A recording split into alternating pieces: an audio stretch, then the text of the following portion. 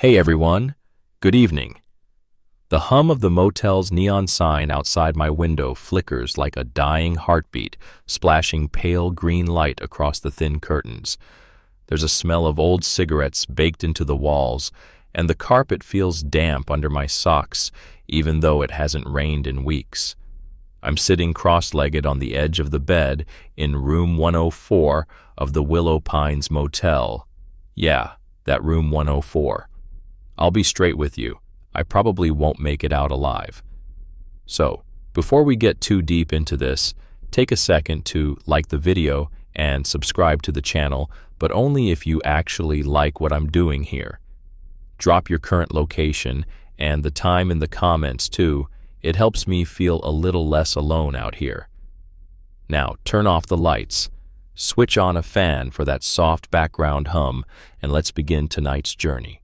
The first thing you notice when you step into this room is the air, not the temperature, but the texture.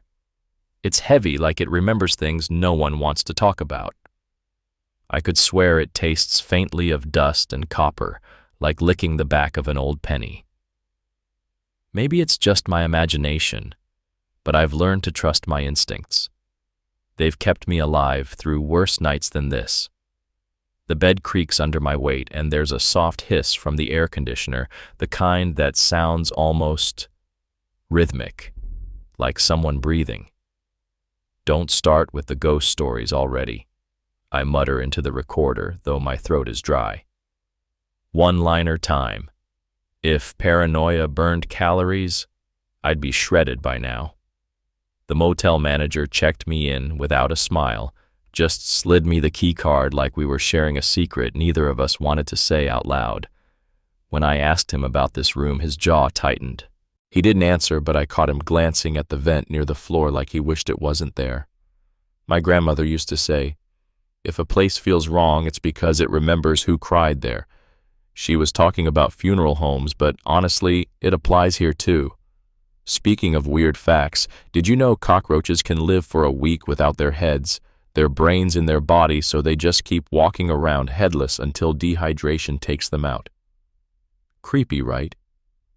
But somehow that feels relevant.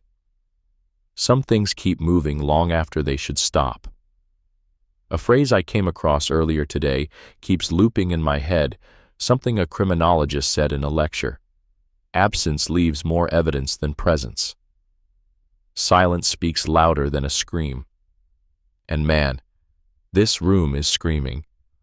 The wallpaper's peeling near the nightstand, revealing a yellowed layer underneath, and I keep catching myself staring at that vent. It's square, painted the same dull beige as the walls, but the edges are cleaner, like it's been unscrewed and reattached more than once.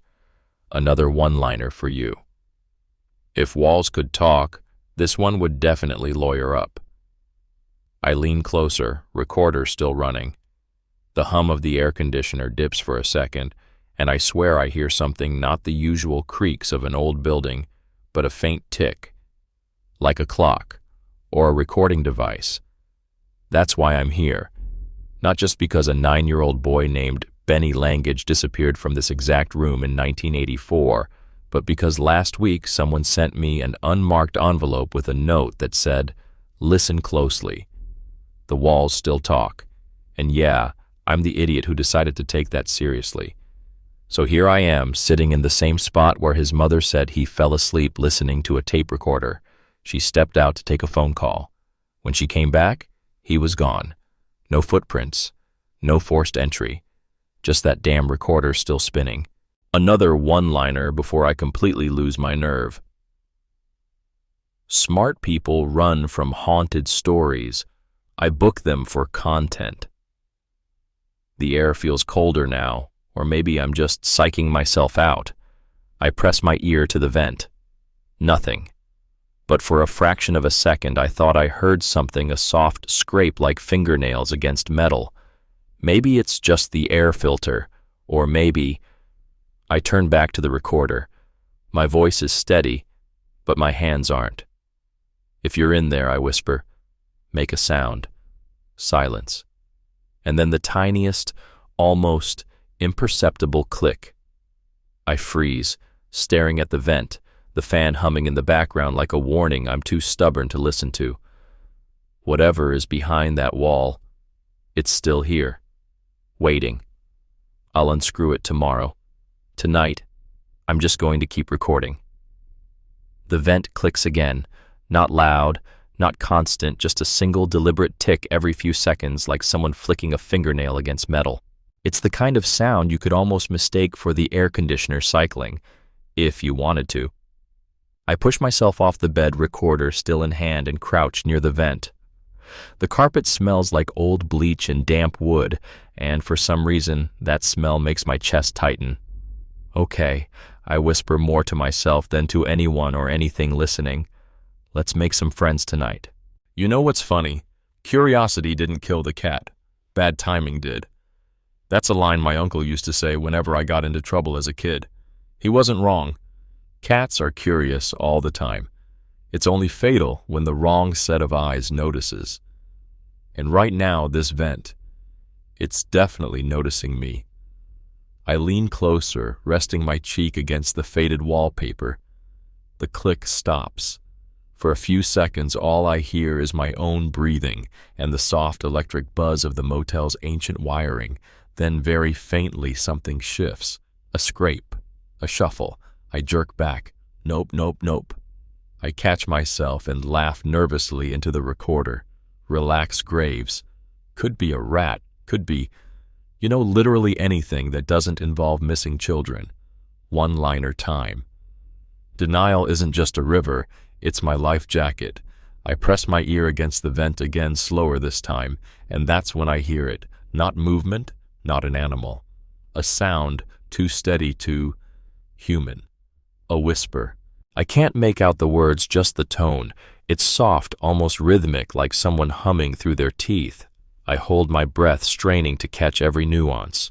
Then a sudden knock from outside the door snaps me upright. I stumble back, heart hammering. 3 quick raps, then silence. The door creaks open before I can even reach it. She's standing there like she's been carved out of cigarette smoke. A woman in her 70s, wiry and sunburned with gray hair, pulled back into a bun so tight it looks painful. A cigarette dangles between her fingers, burned almost to the filter. "You're here for the language, boy, aren't you?" Her voice is raspy sharp, like sandpaper on glass. I blink at her. "Excuse me?" She steps inside, uninvited, shutting the door with her elbow. Her eyes sweep the room like she's checking for something missing. Don't play dumb, kid. Everyone who books 104 comes sniffing around for the same story. I hold up my recorder. Podcast. I admit. She snorts. Figures. Drama sells, doesn't it? Well, there's drama, all right. It's in the walls. That word makes my spine stiffen. What do you mean? She leans against the dresser, takes a slow drag, and exhales toward the vent. You ever hear the phrase, absence leaves more evidence than presence? That's what they used to say about this place. But me, I say it's simpler than that. Places remember what people want to forget. Another one-liner for you, she looked like someone who knew how to bury secrets and maybe bodies. I crouch back down, glancing at the vent. Do you know what's behind it? Nothing good, she says flatly. And you don't want to find out at night. Why not? Because night makes liars of walls. Her words hang in the air like smoke. Then she turns, already halfway to the door. If you're smart, you'll leave before dawn. But you're not smart, are you? You're curious. And just like that, she's gone. Weird fact break. Did you know moths can navigate by moonlight, but motel lights confuse them so badly they literally spiral themselves to death? It's called transverse orientation. Makes me think about that woman, about me. Maybe we're all just moths with microphones. I sit back on the bed, staring at the vent again. A whisper, a click, a warning. Then I hear it clear as day this time. 2 soft syllables stretched out like a sigh. Cold. Here. My breath catches. I press the recorder closer, heart hammering so loud I'm sure the mic picks it up. And I swear something on the other side of that vent sighs back. The sigh doesn't stop. It's soft, almost musical, like someone exhaling through a harmonica reed. My fingers tighten around the recorder, and for a second I wonder if I'm imagining it, if the motel's ancient air conditioner is just playing tricks on me. But no, this is different, intentional. "All right," I whisper, crouching closer to the vent. "You've got my attention." The sigh fades, replaced by a faint scraping like nails dragging slowly across metal. And just when I'm leaning in too far for my own good boo, I yelp, nearly dropping the recorder, and spin around. The doors open again, and there she is, the cigarette woman, leaning against the frame like she's been standing there the whole time. One-liner, if she was trying to give me a heart attack, mission accomplished. "You're jumpy," she says, amused. "Good, means you're still listening to your instincts." For now, I exhale hard, trying to calm my pulse. Do you enjoy sneaking up on people? Not really. But sometimes it's the only way to get them to shut up long enough to hear the important stuff. She flicks ash into a chipped coffee mug she must have brought with her. "You keep poking around like that, you'll hear more than you want to." I glance at the vent. What's behind it? Her smile doesn't reach her eyes. That's the question everyone asks. Wrong question, though. Then what's the right one? Who put it there? She steps farther inside, lowering herself into the rickety chair by the window. The glow from the neon sign outside casts her face in sickly green light, making her wrinkles look deeper, like riverbeds on a map. My grandmother used to say, "Every answer lives inside a story you'd rather not hear." And this woman, she looks like she's carrying a whole library of those stories. "You worked here back then?" I ask carefully, long enough to wish I hadn't. She takes a slow drag, smoke curling toward the ceiling. Room 104 was special, not in a good way. They booked it under different names, but it was always the same people.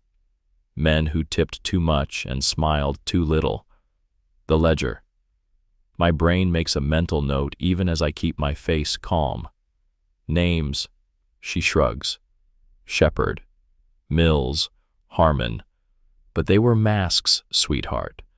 Wolves wear masks before they bite. That sends a chill crawling up my spine. Weird fact time, because my brain needs the distraction. Did you know sharks existed before trees?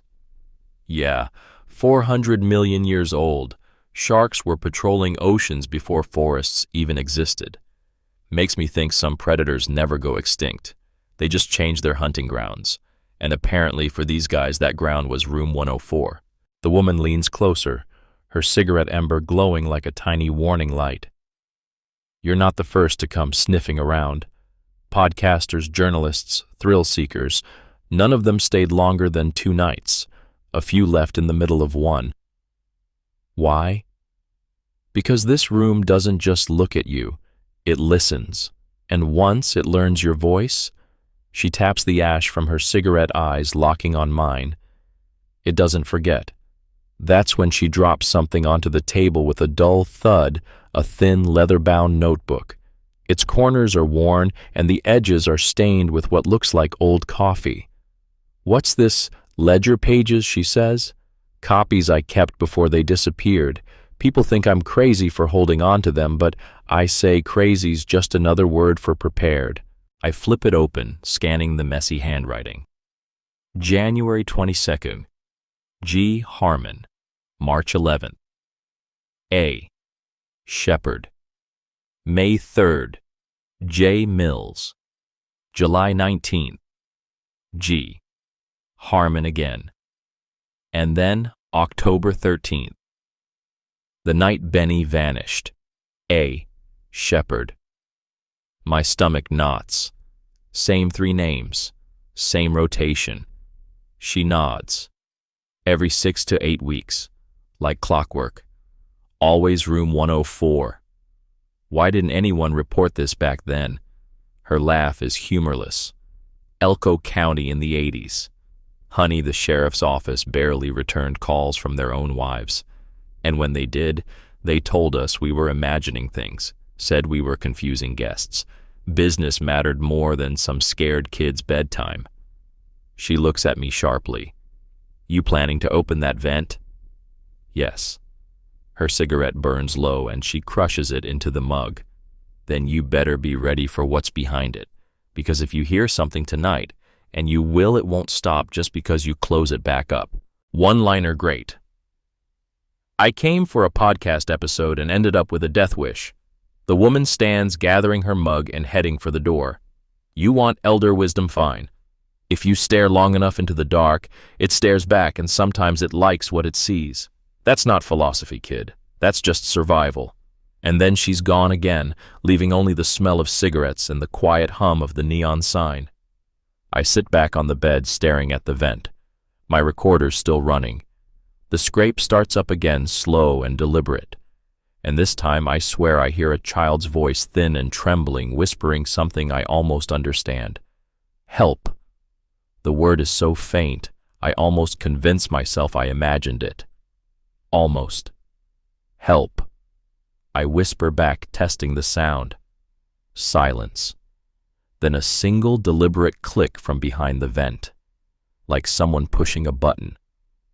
My throat tightens, and for the first time tonight I feel something heavier than fear, responsibility. I lean closer, recorder angled toward the vent. If you can hear me, make that sound again. Click. My pulse spikes. Okay. We're talking now. That's good. One-liner for you. Congratulations, Tyler. You've officially started a conversation with drywall. But my sarcasm doesn't make the goosebumps fade. Because here's the thing. Drywall doesn't answer. I inch closer, lowering my voice like I'm trying not to scare a stray cat. Are you... Benny? Nothing. For a long moment. Then a soft scrape followed by another click. I swallow hard. My grandmother used to say, if someone lost finds you first, it's because you're standing where they last stood.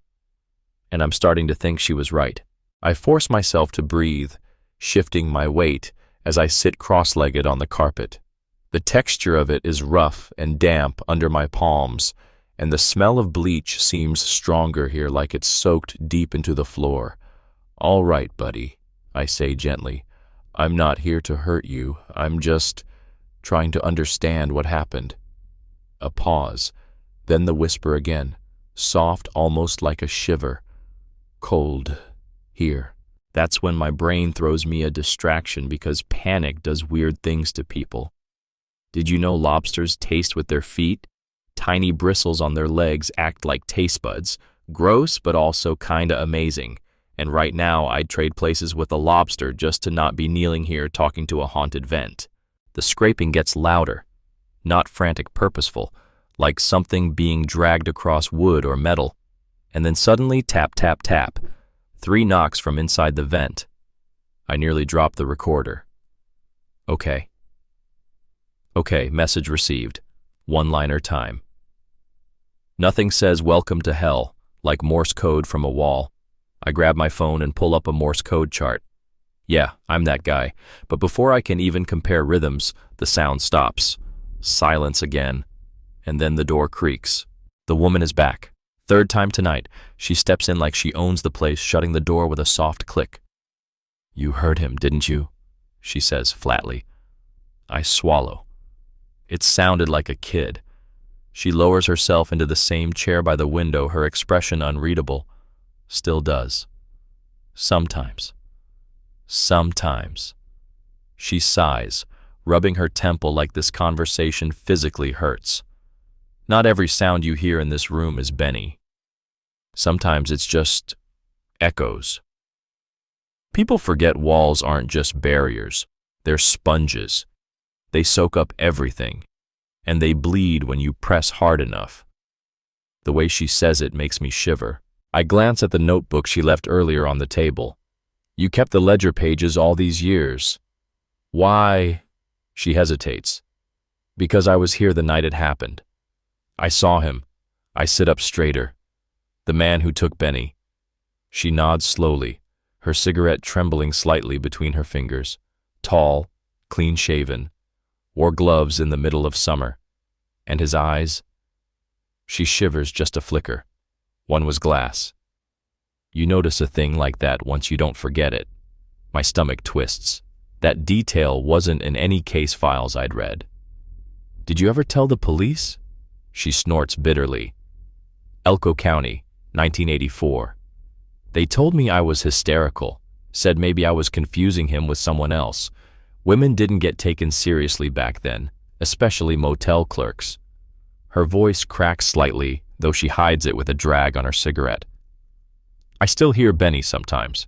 Not always clear, but enough to know he's still trying. Weird fact break, because this conversation's too heavy. Octopuses have 3 hearts, and 2 of them stop beating when they swim. Makes me wonder if that's how guilt works. Parts of you just stop while the rest keeps moving. The woman stands again, stubbing her cigarette out in the mug. You want another piece of elder wisdom? I nod. She looks at me for a long moment, then says, The dead don't ask for justice. They ask for witnesses. Her words settle in my chest like a weight I can't put down. She walks to the door, pausing just long enough to glance back at the vent. Be careful opening that thing. Sometimes walls keep secrets because they're safer that way. And then she's gone again, leaving me with the smell of smoke and that damn hum from the air conditioner. I sit there for what feels like hours, just listening. The clicks don't come back, neither do the whispers. But right before I finally climb onto the bed, I swear I hear one last sound, soft and almost pleading. Behind. The word haunts me all night. Behind. Not inside, not under behind. Like the wall is hiding something deeper than just hollow space. I barely sleep, and when I do, it's in fits and starts. Every time my eyes close, I dream of small fingers scratching at plaster, leaving crescent grooves that never stop growing. When morning finally comes, the sunlight through the thin curtains looks almost hostile, stabbing stripes across the bedspread. I roll over, grab my recorder, and hit play just to make sure last night wasn't a fever dream. The playback confirms it. Faint clicks, a soft scrape, and then that whispered word again, distorted but undeniable behind. One-liner, when your own evidence scares you, you're either onto something big or losing it. By mid-morning, I've decided I need tools. Screwdriver, flashlight, maybe even a crowbar if things get complicated. The motel office sells none of that, obviously, but there's a hardware store 2 miles away. The clerk at the front desk doesn't ask where I'm going. He just watches me leave, his expression blank, like he already knows what I'm planning and doesn't care enough to stop me. And you know what's weird? People always think monsters live in dark forests or abandoned hospitals, but the most unsettling thing is apathy. My grandmother used to say, the worst evil is the kind that shrugs. And Elko County seems full of shrugs. I come back around noon, bag of tools rattling in my hand, only to find her waiting for me again, the cigarette woman. She's sitting on the steps outside my room, smoke curling lazily around her. You're serious about this? She says without looking up. I set the bag down beside me. You said yourself this room remembers. I'm just helping it talk. She exhales sharply. Talking isn't always good. Some stories bite back. I shrug, trying to keep my tone light. Well, lucky for me, I'm vaccinated. She doesn't laugh. You find anything in that wall, you don't keep it. You don't pocket it for your little podcast. You hand it over. To who? The cops who ignored this for almost 40 years. She finally looks at me, her eyes sharp enough to cut glass. To someone who actually listens. Weird fact break, because tension needs it. Bananas are berries, but strawberries aren't. Go ahead, Google it. It's science. And honestly, that's about as logical as anything happening in this motel. I unlock the door, step inside, and kneel by the vent. My hands shake slightly as I pull the screwdriver from the bag. The first screw comes out with a soft squeal, flakes of dried paint falling to the carpet.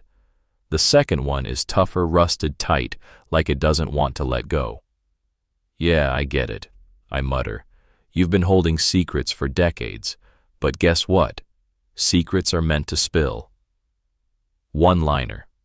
If walls could talk, this one's about to start screaming. The last screw drops with a metallic clink, and I gently tug the vent cover free.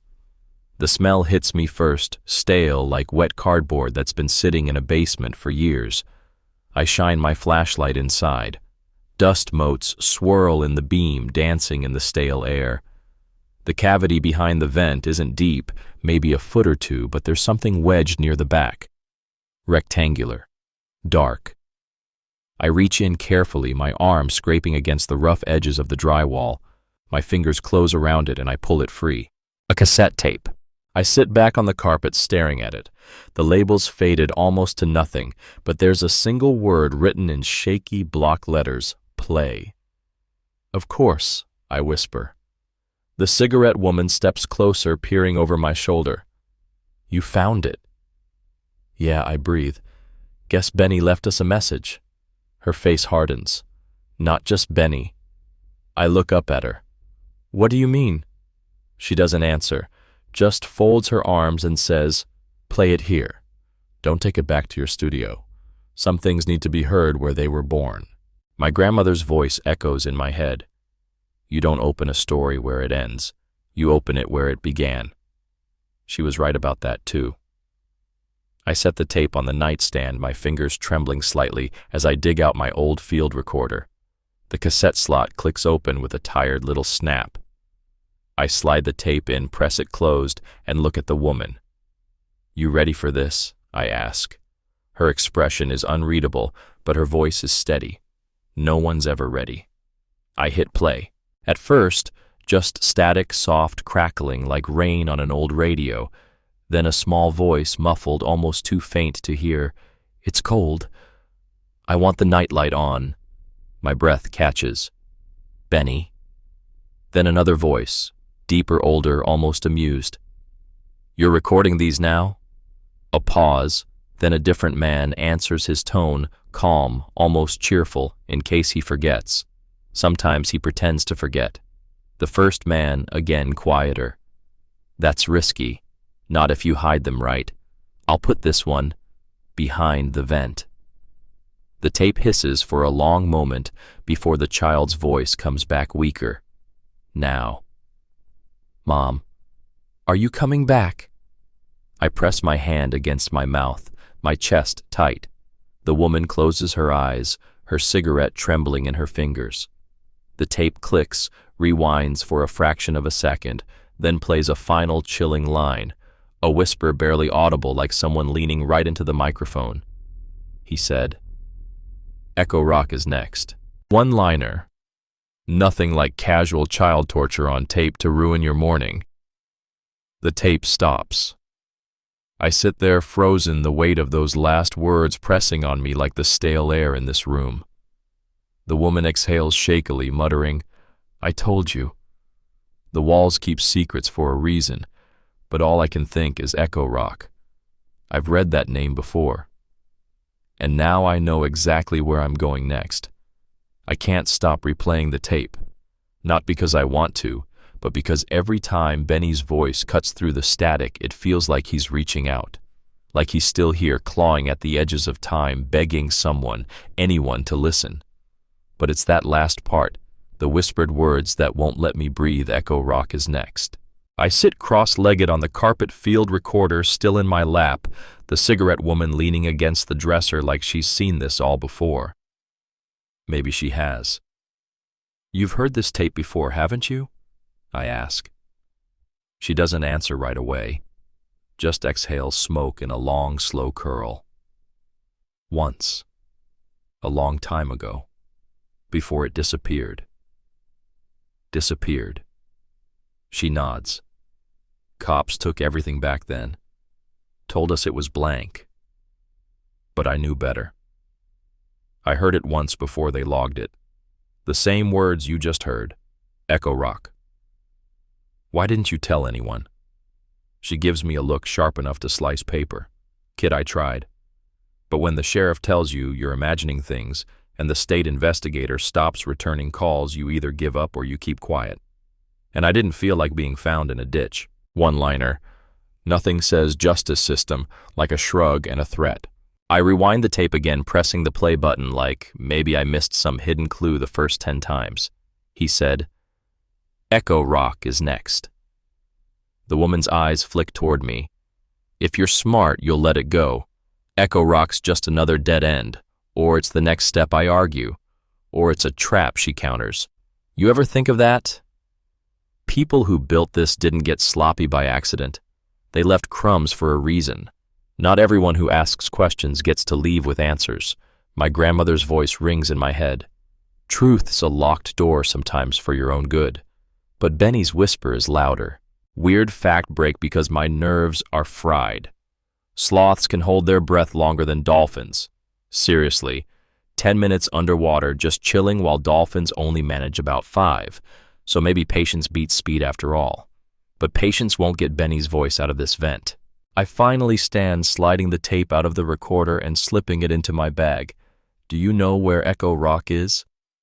The woman hesitates, then sighs. Old Lodge, about an hour north out near the canyon. Used to be some kind of kids' retreat. Shut down in the late 80s after a fire. No one talks about it anymore. Why not? She shrugs, but her eyes give her away, because the kind of people who went there didn't want it talked about. You've been there. Once, she admits. Dropped off a supply order back when it was still running. Didn't like the feel of the place. Kids didn't smile. Staff didn't talk. Everyone stared at you like you didn't belong, and maybe you didn't. Did you ever hear of a Reverend Paul Harkner? Her cigarette freezes halfway to her lips. Yeah, she says, finally, and if you're smart, you'll stop saying that name out loud. One-liner great, I'm adding possible cult leader to my travel itinerary. I pack up my tools, sliding the vent cover back into place. The wall looks almost offended, like it's angry I peeked behind it. The woman watches me silently, then says, You're really going, aren't you? Yeah, I say simply. Benny said, Echo Rock is next. I can't ignore that. She mutters something under her breath, something that sounds like a prayer or a curse, maybe both. You want elder wisdom before you leave? She says finally. I nod. She leans forward, her eyes serious now. The road to truth doesn't come with mile markers, but you'll know when you're close because everything will try to stop you. I thank her, though I'm not sure gratitude is the right response, and sling my bag over my shoulder. The sun is already starting to dip toward the horizon when I load my gear into the car. The motel lot looks emptier than it did yesterday, though maybe that's just me noticing how every room but mine has curtains drawn tight, like the whole place is holding its breath. As I slide into the driver's seat, I glance back at the motel one last time. Room 104 stares back at me, its warped awning casting long shadows across the cracked concrete. For a second, I swear I hear that same soft whisper again. Behind. But this time, I know what it means. Not just behind the vent, behind the motel, behind everything, and maybe, just maybe, behind Echo Rock too. Weird fact to end on crows. Remember human faces for years, and even teach other crows who to avoid. Which makes me wonder, how many faces do these walls remember? I grip the steering wheel, take a deep breath, and start the engine. Next stop, Echo Rock. The highway stretches ahead like a scar across the desert, cracked and sun-bleached with nothing but dead grass and leaning telephone poles to keep it company. Echo Rock is about an hour north, but it feels farther not in distance but in weight. Every mile closer tightens something in my chest, like I'm driving into the throat of something that doesn't want me there. The sky's that harsh Nevada blue, cloudless and too bright. But the closer I get, the more the air changes. Thicker, heavier, like the motel, only worse. My recorder's sitting in the passenger seat, still running. I keep glancing at it, half expecting Benny's voice to cut in over the sound of my tires on the cracked asphalt. One-liner. If GPS had a warning setting for bad vibes, it would be screaming right now. I pass a faded sign halfway buried in weeds. The letters are chipped, but I can still read it: Echo Rock Lodge, Behavioral Retreat. The arrow points toward a dirt road barely wide enough for my car. I turn onto it, gravel crunching under my tires. Dust kicks up in the rearview mirror, turning the world behind me into a brown haze. My grandmother used to say, "The worst roads are the ones no one sweeps clean, because no one wants to remember where they lead." And right now, I think she was being literal. The lodge appears about 15 minutes later, tucked between the edge of a canyon and a ring of pines that look more dead than alive. It's bigger than I expected: 3 long wooden buildings, paint peeling like sunburned skin, windows boarded up in places. The main lodge sits in the center, its roof sagging under years of neglect. A rusted swing set leans sideways near the tree line, its chains creaking faintly in the wind. I park at the edge of the lot, kill the engine, and just sit. Because here's the thing: you can tell when a place has been abandoned by choice and when it's been left. Echo Rock feels left. Weird fact time, because my brain is clawing for any distraction. Butterflies can taste with their feet just like lobsters, except lobsters taste for survival, and butterflies taste to find the right flower. Different reasons. Same instinct: find what feeds you. And right now, this place feels like it was built to feed on something too small to fight back. I grab my bag, step out of the car, and immediately the air feels wrong. Stale. Like the motel, but sharper, as if the walls themselves are holding their breath. The first building I approach is the main lodge. The door is slightly ajar, hanging crooked on rusted hinges. I push it open, and the smell hits me. Mildew, old wood, and something metallic, faint but lingering. Inside, the floor creaks under my boots. The walls are lined with peeling paint and faded posters of cartoon animals with motivational slogans: "Good choices make happy voices," and "The night is just pretend." That last one makes my stomach turn. Benny said that I whisper into the recorder. The night is just pretend. It's like a script. One-liner. When motivational posters sound like cult programming, you know you found the wrong kind of summer camp. I move farther into the main room. There's a row of small cots along one wall, their mattresses hollowed out, springs poking through like broken ribs. And on the far wall, faint but still visible under the peeling paint, someone carved initials into the wood. C, 14M, 11, B, 8, Carrie, Michael, Benny. The air feels heavier here, like the walls are leaning closer, listening. Suddenly, a sound cuts through the silence, faint, metallic, rhythmic. Click, click, click. It's coming from the far corner where a large cabinet sits, half collapsed against the wall. I kneel, shining my flashlight through the gap.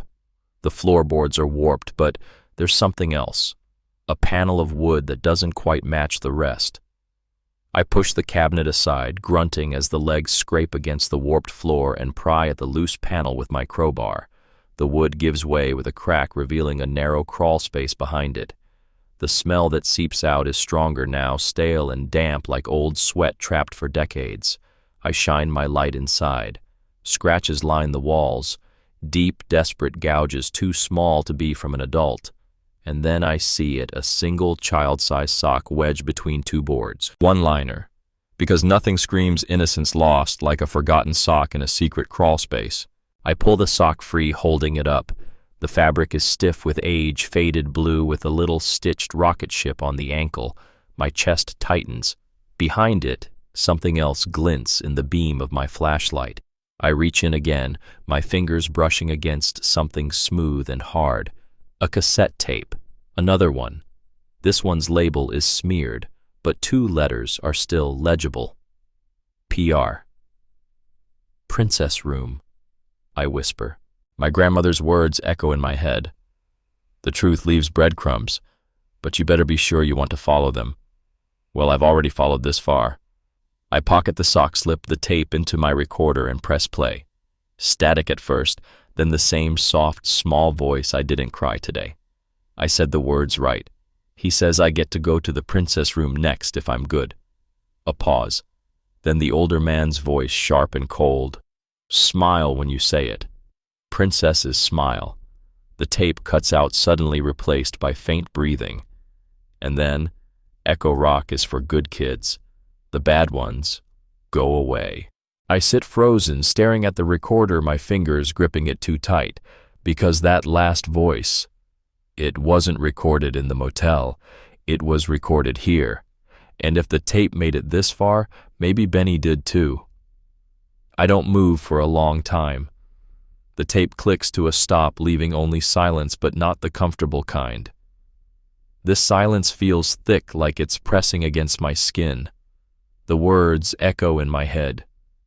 Echo Rock is for good kids. The bad ones, go away.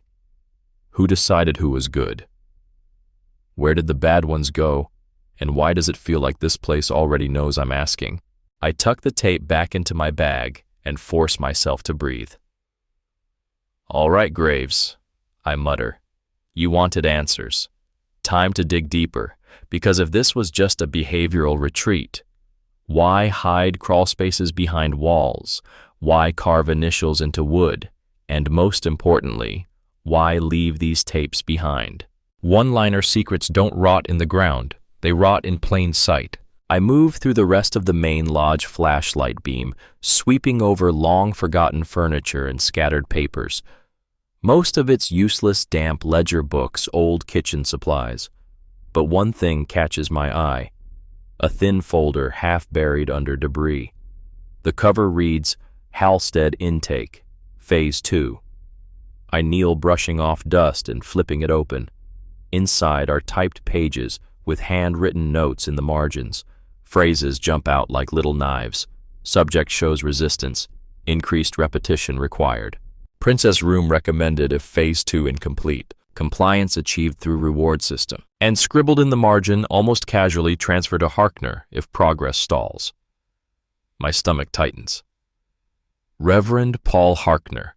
The same name I'd read in old forum posts about missing kids from Nevada in the 80s. The same name the cigarette woman warned me not to say out loud. Weird fact break because my brain is screaming for one rat's laugh when tickled. Yeah, real tiny squeaks of joy. Meanwhile, humans are here turning laughter into something you only get if you smile right in the princess room. I pocket the folder because I need every scrap of evidence I can get and move toward the back of the building. The air feels colder here, even though the sun outside is blazing. There's another door warped and half open leading to what looks like a storage area. I step inside, shining my flashlight along the walls. That's when I see them. Stone markers. Not gravestones exactly, just small flat rocks lined up neatly against the wall, each carved with a single letter and number, C, 14M, 11B, 8. The same initials I saw carved into the cot wall, and there are more. Dozens more. Each stone lined in careful, almost reverent rows. I crouch, running my fingers over the engravings. The numbers, ages, maybe one-liner, because nothing says innocence lost. Like headstones no one admits are graves. My chest feels tight. Benny, I whisper, tracing the B, 8 stone. You were here. The question is, did he ever leave? Behind me the air shifts. A soft scrape. I whirl around, flashlight beam darting across the room, but there's nothing there. Just old furniture, broken shelving, and dust motes swirling in the stale air. But the sound comes again, closer this time. A whisper, not through a tape, not from behind a wall. Here, now, behind. I spin toward the far wall, heart hammering. The voice is coming from a section of warped wood near the floor, just like the panel I pried open earlier. I kneel, running my hand along the grain.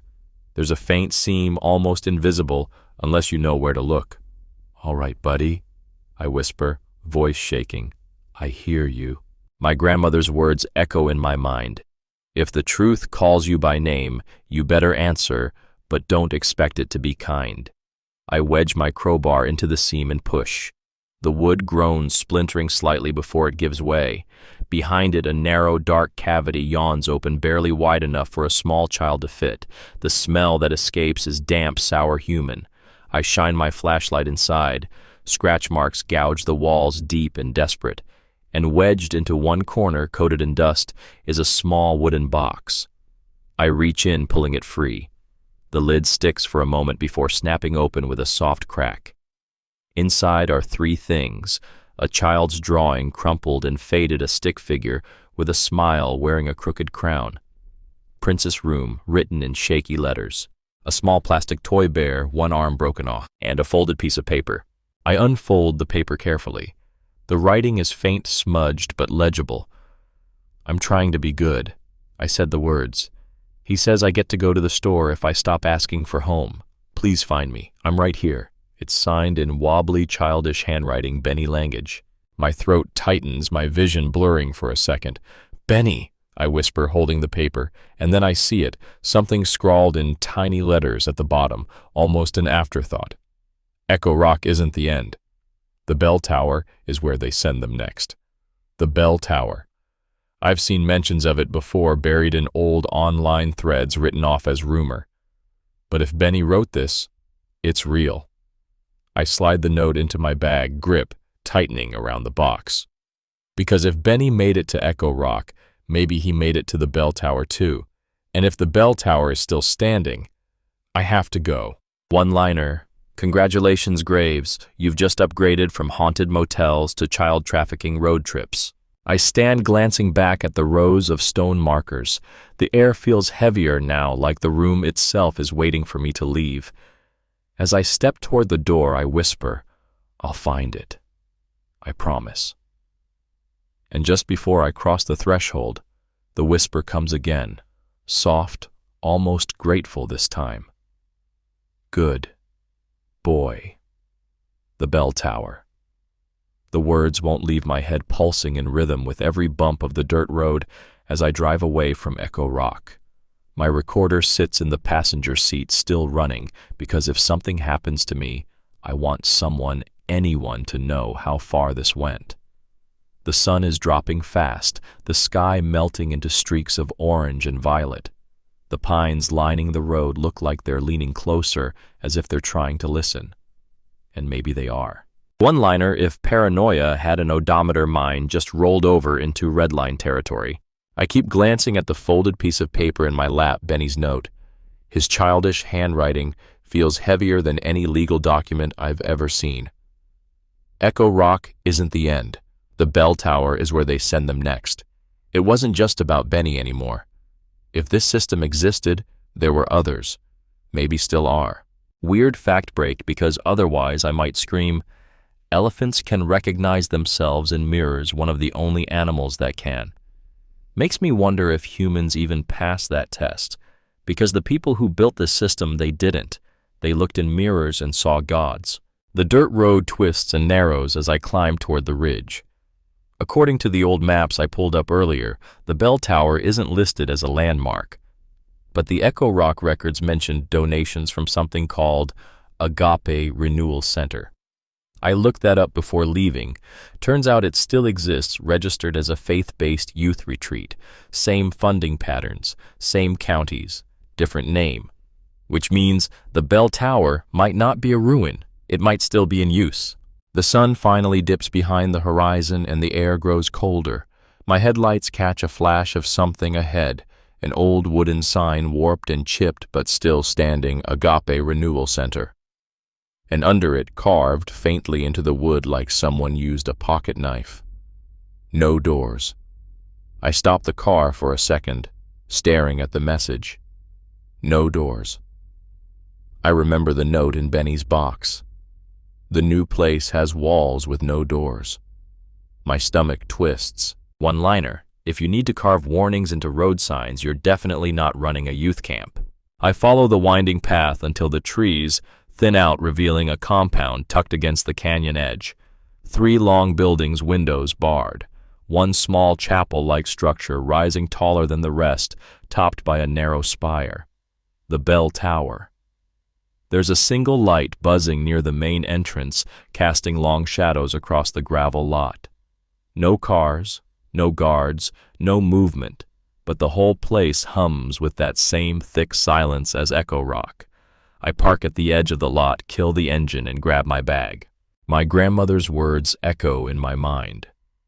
The closer you get to the truth, the quieter the world gets. That's how it traps you. I take a deep breath and step out of the car.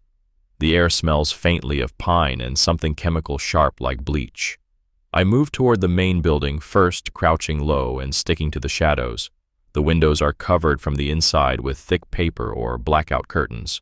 I circle around the side, testing a rusted service door locked tight. No doors, huh? I look up at the walls. And yeah, there are no exterior doorways on 2 of the 3 buildings. Just solid walls broken only by small barred windows. This place wasn't designed to welcome anyone. It was designed to keep people in. Weird fact break, because my heart is hammering. Cockroaches can survive without air for 40 minutes, so if one crawled in here, it'd last longer than I might. Comforting, right? I finally reach the chapel building, standing at the base of the spire. Up close, the bell tower doesn't look religious at all. The stone is too clean, too deliberate, like it was rebuilt recently. There's a narrow set of stairs along the side, leading up to a small service hatch near the base of the tower. I test it. Locked. But the hinges are loose. I wedge my crowbar under the edge and push. The metal groans, then pops free with a soft clank. I slip inside. The interior smells even worse, dust, bleach, and something faintly metallic. The room is empty except for a single podium near the center covered in papers. I approach slowly, sweeping my flashlight across the top. There are intake forms stacked neatly, some recent enough to have dates from this year. One catches my eye, Candidate 52, final submission age 8. Status incomplete, result resistive. Transfer recommended. At the bottom, a signature, H. Renner. I whisper the name out loud and the sound feels wrong, heavy. H. Renner. Maybe a new alias for Harkner, or maybe a successor. One-liner. Nothing like paperwork to make child trafficking feel disgustingly organized. I stuff as many forms into my bag as I can, heart pounding harder now. Because this isn't history. This is current. The sound of faint static breaks the silence and I freeze. It's coming from somewhere above me. The bell tower. I climb the narrow staircase, spiraling upward, each step creaking under my weight. The static grows louder, mixed with a faint hum, like an old intercom left running. When I reach the top, there's a small observation room, walls lined with old audio equipment. A single light flickers overhead, and on the table a portable recorder still running, its red light blinking. I press play without thinking. A girl's voice, soft and trembling. Is my mom still coming? A man's voice answers, calm and rehearsed. Not tonight. You're in the next phase, princess. Smile for me. The tape clicks, rewinds, and plays the same exchange again and again, like someone's reviewing it. I set the recorder down, my fingers shaking. Because if the tape is still running, someone's still here. And then I hear it, 3 soft knocks from below, slow and deliberate. The same rhythm I heard behind the motel vent. The same rhythm from Echo Rock. Someone is trying to tell me something. Or someone already knows I'm here. One-liner. If this is the part where I die, at least it's on tape. I kill the recorder. Sling my bag over my shoulder and take one last look around. There are children's shoes in the corner, tiny, unlaced, worn thin at the heels. One pair looks eerily familiar, faded blue, a stitched rocket ship on the ankle.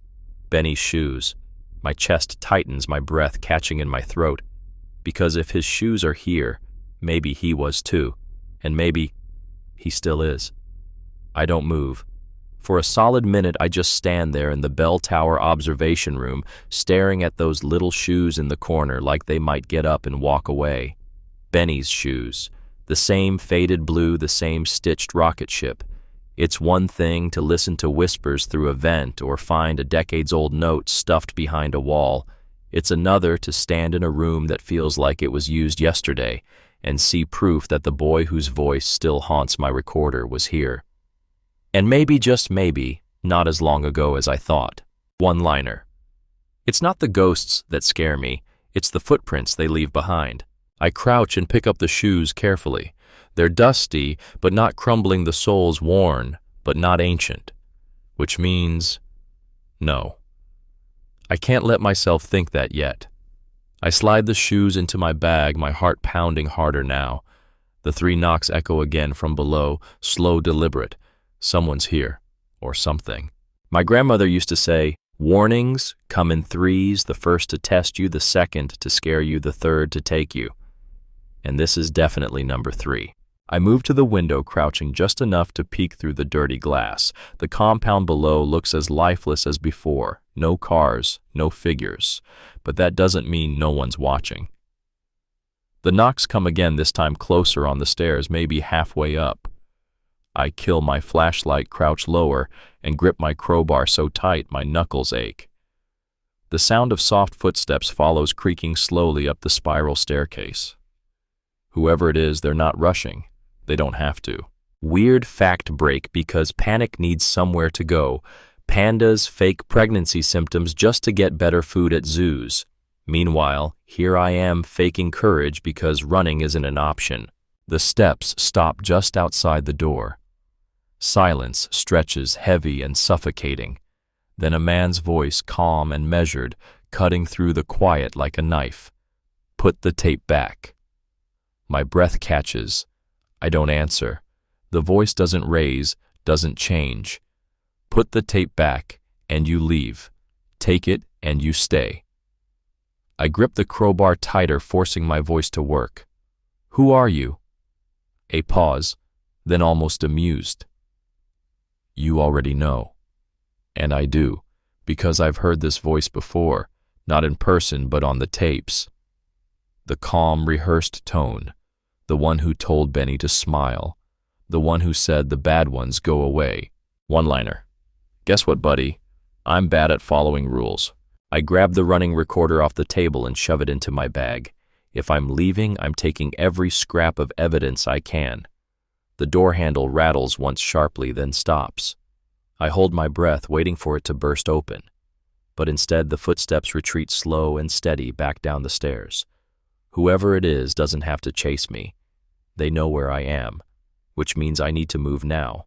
I sling the bag over my shoulder and head for the stairs, moving as quietly as I can. Every step feels like it's screaming under my weight, the wood groaning as if trying to give me away. The bottom of the staircase is empty when I finally reach it, the main room lit only by the flickering light near the podium. But the air feels heavier, thicker, like someone's just out of sight. I edge toward the service hatch I came in through, keeping low, and that's when I see it. A shadow. Long, still stretched across the floor near the podium. Someone standing just beyond the edge of the flickering light, watching. My grandmother's words whisper in my head. The hunter always waits where you think you're safe. I move fast, darting toward the hatch before whoever it is can react. The hatch creaks loudly as I push it open, and the shadow shifts quick sharp. I jump through, landing hard in the dirt outside the bag, thumping against my side. I don't look back. I just run.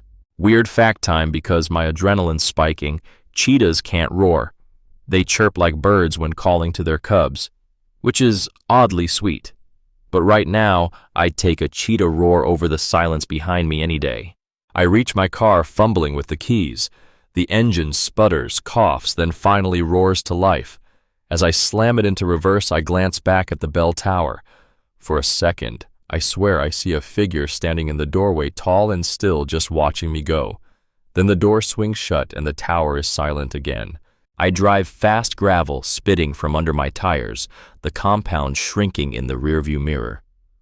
Only when I hit the main road do I finally let myself breathe. I glance at the passenger seat where the bag rests heavy with evidence. Benny's shoes, the tapes, the folder. Proof. But it's not enough, because if the bell tower is still active, if those tapes are still being recorded, that means there are kids right now who haven't gone away yet, and I'm not stopping, not until this whole rotten system burns. One-liner. The worst part about chasing monsters. Sometimes they chase back. The sun has completely set now, the sky deepening into starless black. I tighten my grip on the wheel and speak into the recorder, my voice steady despite the shaking in my hands. Next stop, finding who H. Renner really is. And when I do, I'm not leaving quietly.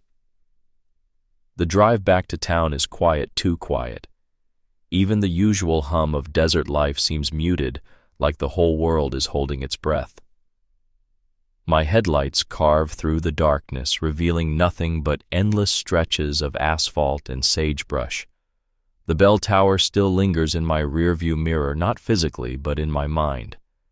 Every time I blink, I see that figure standing in the doorway, motionless, watching me drive away.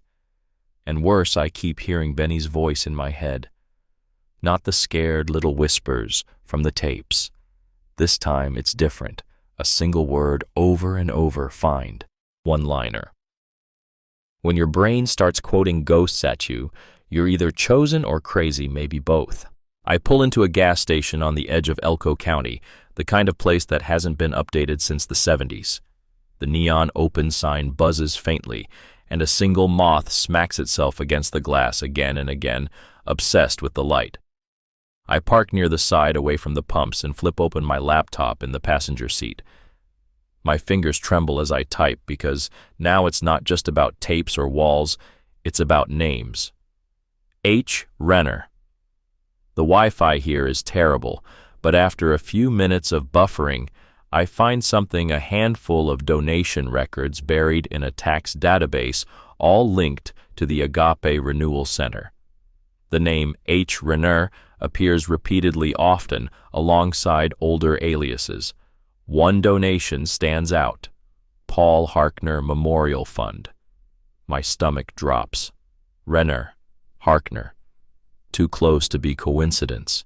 Maybe a relative, maybe a new identity, or maybe like those motel aliases, Shepherd Mills Harmon, just another mask. Weird fact break, because dread tastes better with trivia. Octopuses have copper-based blood, which turns blue when exposed to oxygen. Makes me wonder how much blood of any color Echo Rock has soaked into its walls. I dig deeper, cross-referencing the name with property records when something else jumps out. A transfer document from 6 months ago, moving several program resources from Agape to a new facility. The listed location, New Dawn Fellowship. That name stops me cold. The same church Reverend Harkner ran back in the 80s, and according to the document, the building still exists. I close the laptop, slowly staring out the windshield. Of course it does. One-liner. Some monsters don't die, they just swap mailing addresses. I take a deep breath, speak into my recorder. New Dawn Fellowship. Same name, same funding trail. If the bell tower is phase 3, then this might be where it all started. I glance at the gas station attendant through the window. He's not looking at me, but there's something off about the way he's standing.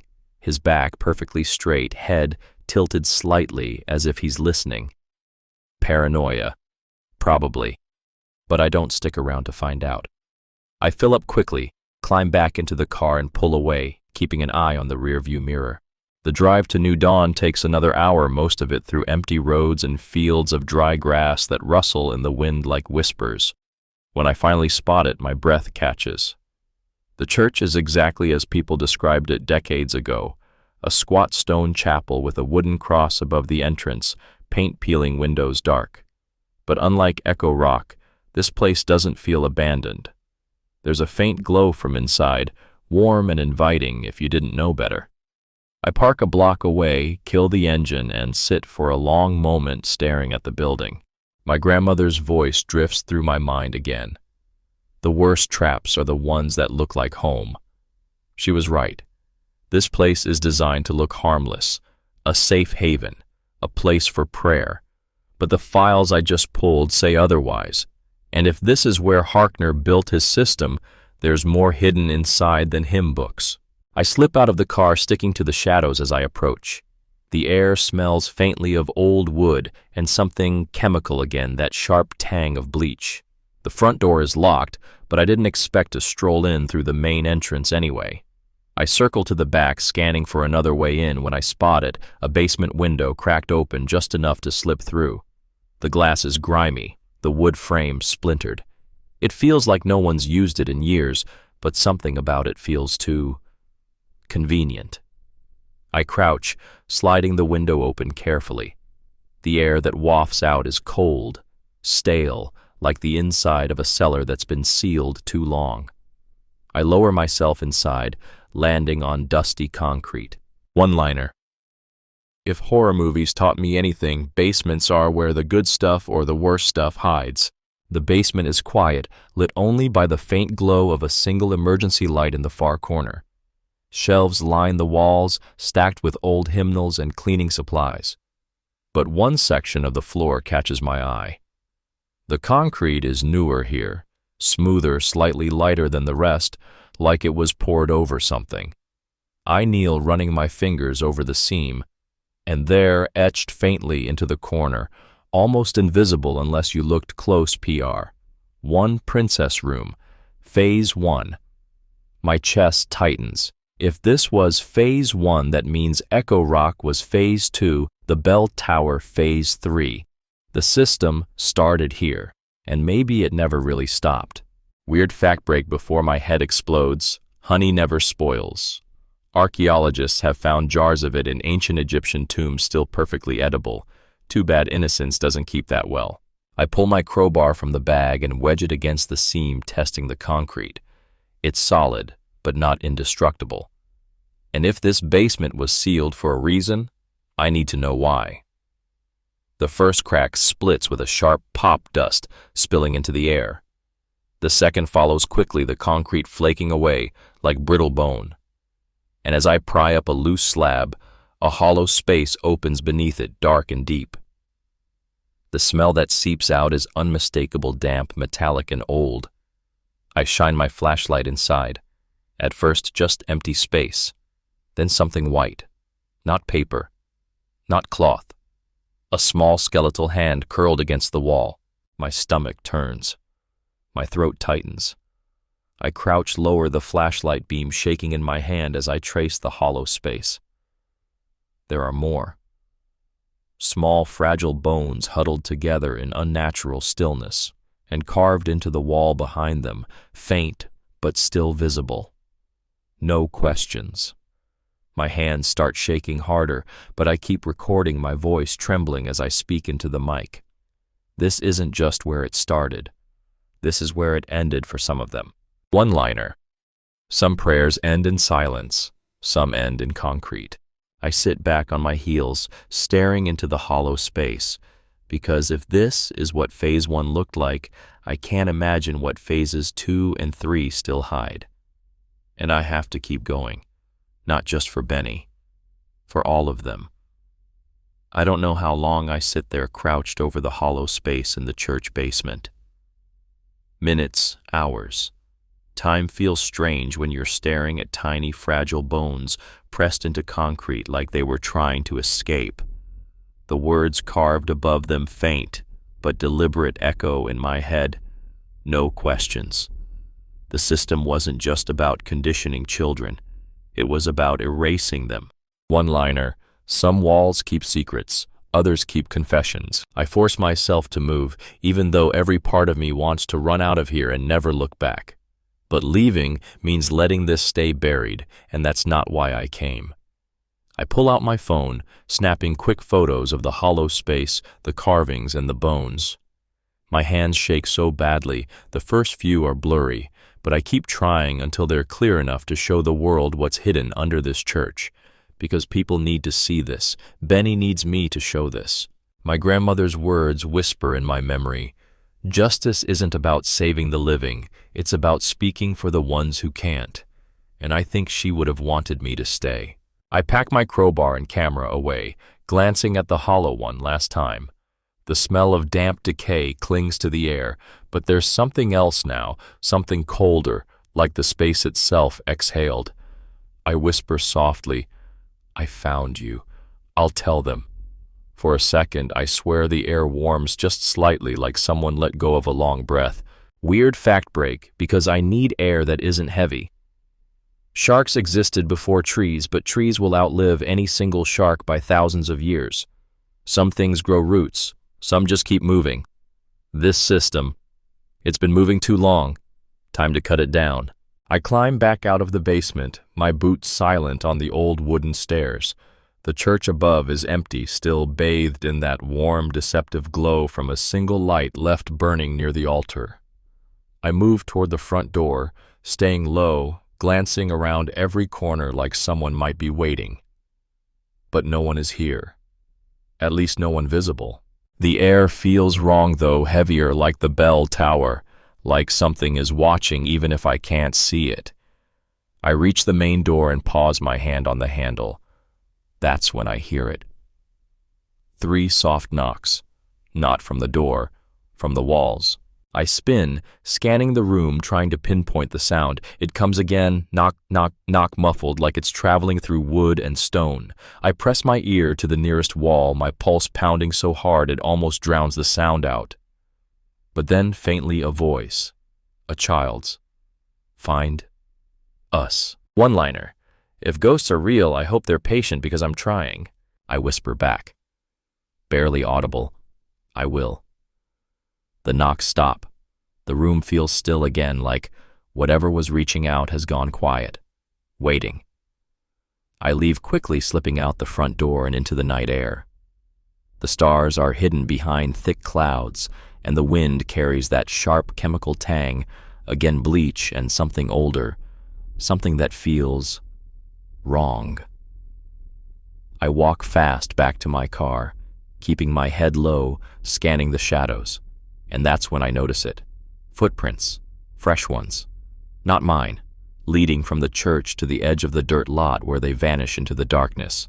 Someone else was here tonight. Maybe still is. Weird fact to calm my brain. Crows hold grudges. They'll remember a face for years and even teach other crows who to avoid. If I make it out of this alive, I hope I'm the crow, not the idiot walking back into the same trap. I climb into the car, lock the doors, and start the engine. The headlights sweep across the church, throwing long shadows across the stone walls. And for just a split second, I swear I see a figure standing in the basement window, small, still watching. Then the shadow's gone, and I can't tell if it was real or just my mind stitching ghosts into the dark. I pull away fast, gravel crunching under my tires, leaving the church shrinking in my rearview mirror.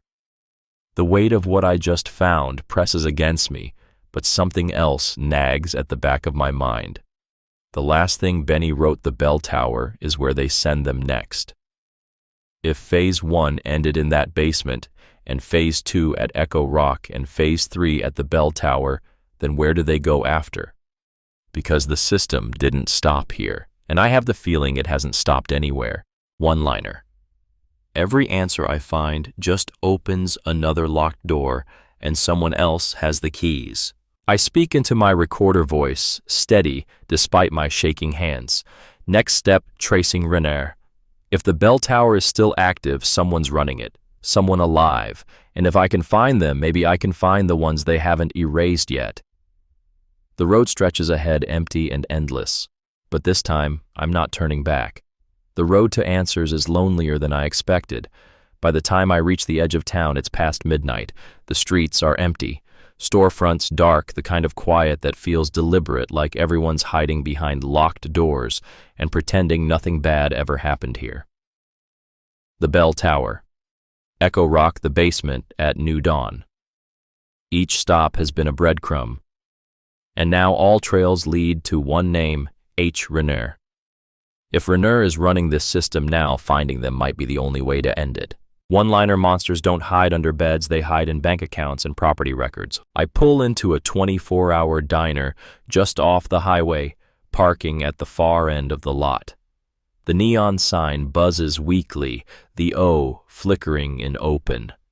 A trucker sits inside at the counter, half asleep over his coffee, and the waitress looks too tired to care who comes or goes. Perfect. I slide into a corner booth with my laptop, setting my recorder beside me. The waitress pours me coffee without asking, and I thank her with a nod, because right now caffeine feels safer than sleep. I start with what I know, the donation records. Renere's name was all over Agape Renewal Center's financials tied to shell charities that funneled money through different counties. But here's the thing about paper trails: no one hides money perfectly. There's always a crack somewhere. After an hour of cross-referencing, I find it a recurring transfer to something called Halstead Training Group. Halstead. The same name on the intake folders at Echo Rock. I follow that thread, digging deeper into public records, and finally land on a property registered under Halstead's name, a warehouse complex on the outskirts of Elko County. The most recent transfer 3 months ago. If kids are still being moved, this might be where they go after the bell tower. Weird fact break, because I need to keep breathing. Ants can carry 50 times their own body weight, which means if I had their strength, I could haul this entire mess out into the open myself. Unfortunately, I'm stuck with human-sized fear and a microphone. I jot the address down, closing the laptop, when a voice cuts through the quiet. Your Graves, right? My stomach knots. I glance up, heart racing. A woman stands at the edge of my booth, late 30s, short, dark hair, a sweatshirt too big for her frame. She's holding a paper cup of coffee in one trembling hand. Her voice is soft, almost apologetic. I listened to your podcast. I think you're looking for me. I blink, caught off guard. Who are you? She glances over her shoulder nervously before sliding into the booth across from me. Subject 52, she whispers. At least, that's what they called me. One-liner. Sometimes answers don't need chasing, they sit down across from you. My throat tightens. Subject 52. I saw that name on one of the bell tower forms. You survived, I say quietly. Barely, she replies, her eyes darting toward the diner door, as if someone might walk in at any second. You need to be careful. They don't like it when people start asking questions again. Renere. She nods, her hands tightening around the coffee cup. He's not the only one, but he's running it now. Same system. Same rules. Where are they taking the kids now? She hesitates, biting her lip. The bell tower is for the ones who can still be molded. The warehouse. Her voice cracks slightly. The warehouse is for the ones who don't obey. Are there still kids there now? She nods. Yes. But you can't just walk in. They're expecting you. That sends a chill down my spine. They know who I am. They've been listening to your podcast since the first motel episode, she says flatly. You're not the first to try Graves, but you might be the last if you're not careful. My grandmother's voice slips into my thoughts. The truth doesn't just shine light, it draws shadows. I look at the woman, my voice firm despite the cold knot in my chest. Then, help me. Tell me how to get in. She shakes her head. I can't. If they find out I talk to you. Kids are still in there, I press. If you survived, don't you think they deserve a chance too? For a long moment she just stares at me, her eyes glistening. Then she slides a folded napkin across the table. Back entrance. North side. 2 guards after midnight. I take it carefully. Thank you. She stands quickly, pulling her hood up. Don't thank me. Just get them out. Then she's gone, slipping out the door and disappearing into the night. One-liner. It's funny, strangers believe in me more than the cops ever will. I sit there for a moment, staring at the napkin, the address scrawled in shaky handwriting. The warehouse. Phase 4, if you can even call it that. I finish my coffee in one long swallow, pack up my gear, and head for the door. Because whatever's waiting for me there, I can't stop now. Not with Benny's voice still whispering in my head. The parking lot is empty when I step outside, the cold night air biting at my skin. I glance toward the road, the headlights of my car reflecting off something in the distance. A figure stands near the edge of the lot, half hidden in the shadows. Tall, motionless, watching. I don't wait to see if they move. I get in my car, lock the doors, and drive. The warehouse is my next stop, and maybe my last. The drive to the warehouse feels longer than it should. Every mile of cracked asphalt feels like it's stretching, pulling me farther from the world I know and deeper into one where nothing makes sense anymore. The napkin from Subject 52 sits folded in the passenger seat, the ink smudged from my nervous hands. Back entrance, north side, 2 guards after midnight. It's 12:07 a.m. I grip the steering wheel tighter, the darkness around me thick and absolute, the kind of black that eats headlights instead of reflecting them. One-liner: if fear were a gas tank, mine would be full and leaking.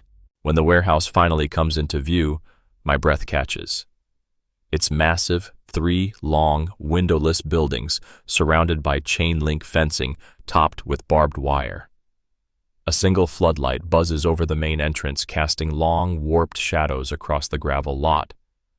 The north side is darker, tucked against a patch of dying pines.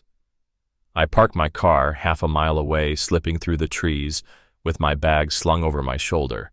Every step feels too loud on the dry pine needles. The air smells like rust and damp wood, but under that faintly is that same sharp chemical tang I smelled at Echo Rock and the Bell Tower. Bleach. Weird fact break because my pulse won't slow. Owls can rotate their heads 270 degrees, but they can't move their eyes at all.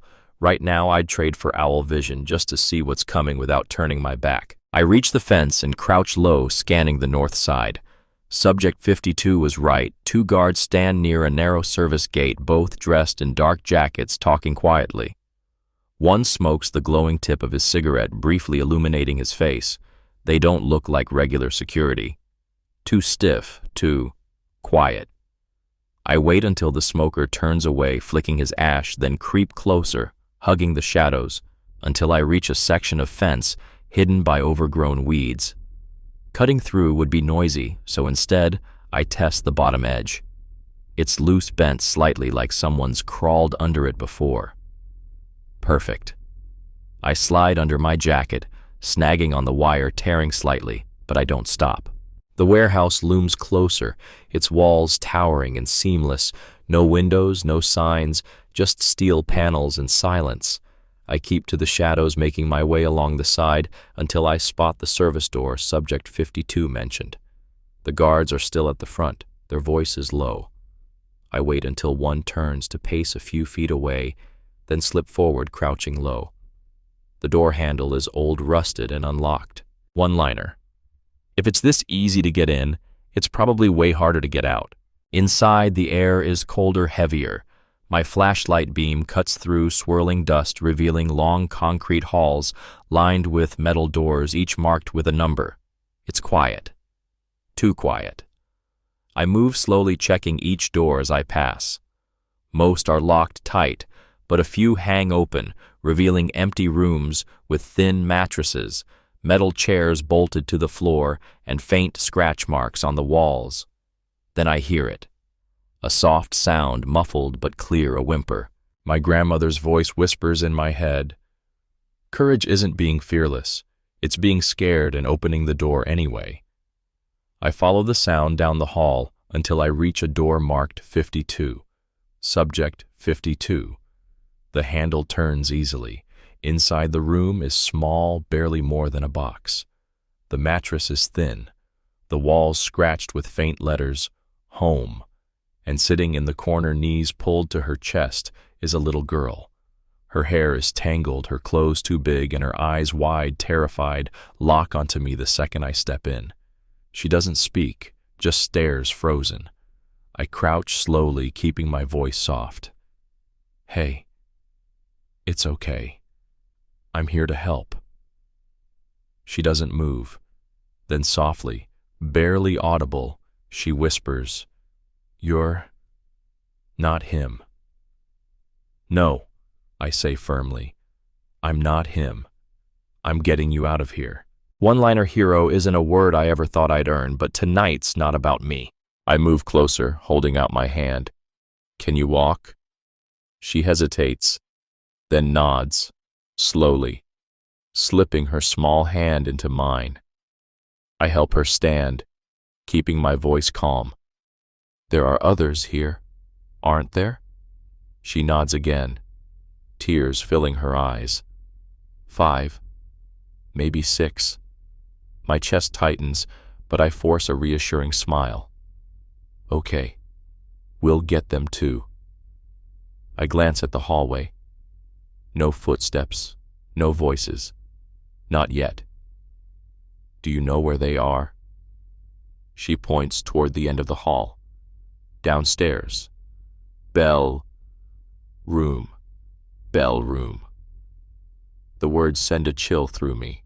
Weird fact break because I can't let panic when sea otters hold hands while they sleep so they don't drift apart. If only life worked that way for kids like her. We move quickly, her small fingers gripping mine tightly.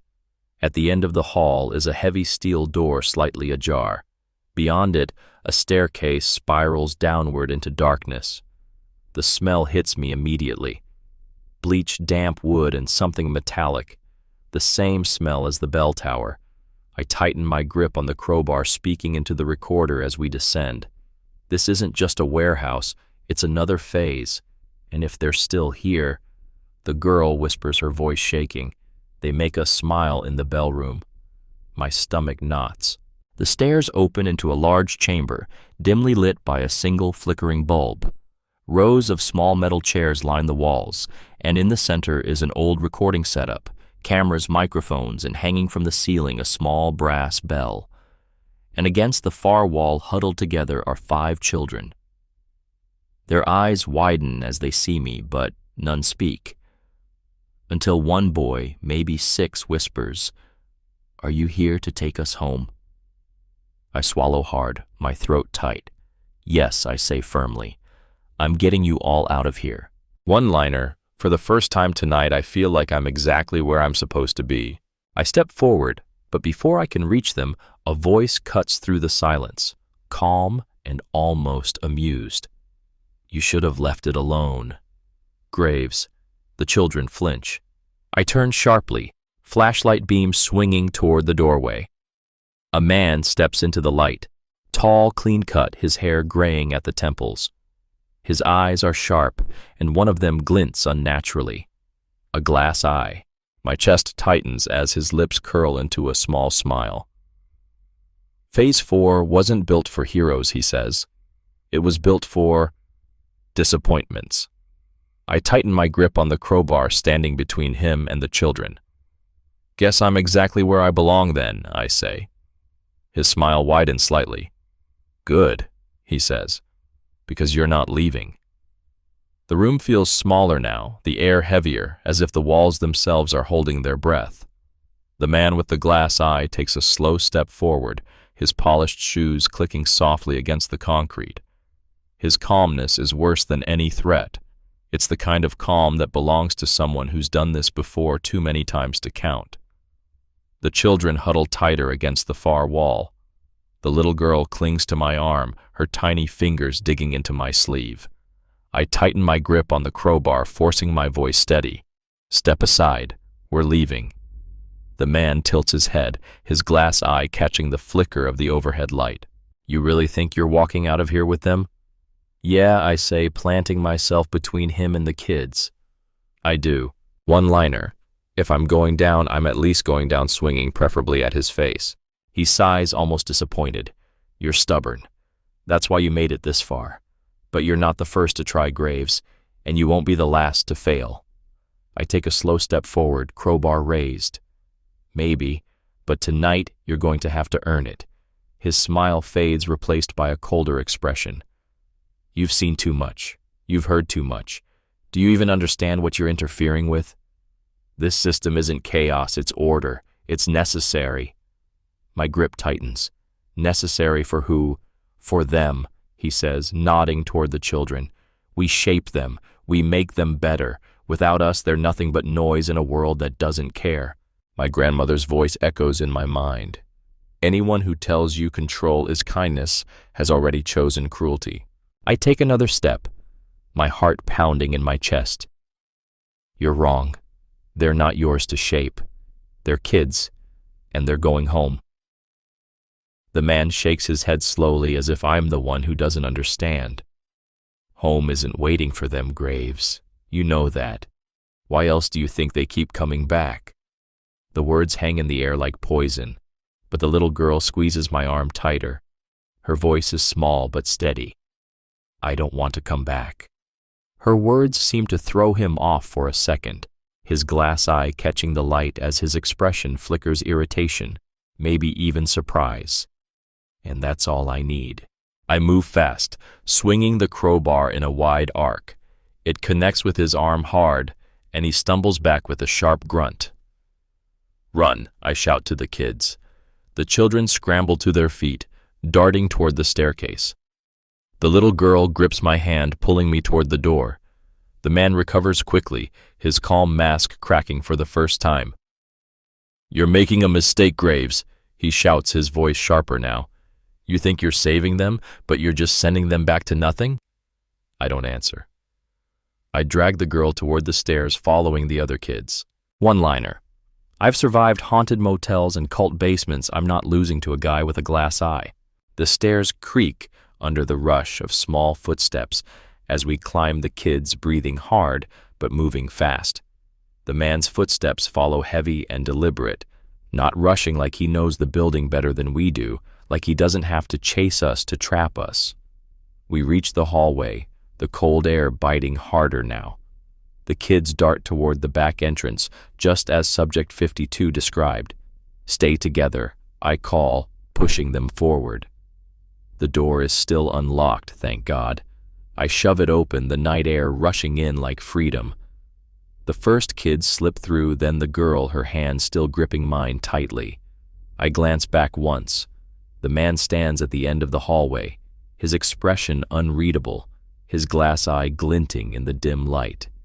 You think you've won? He says quietly, almost to himself. But this doesn't stop. Not with me. Not here. And the worst part, he's right.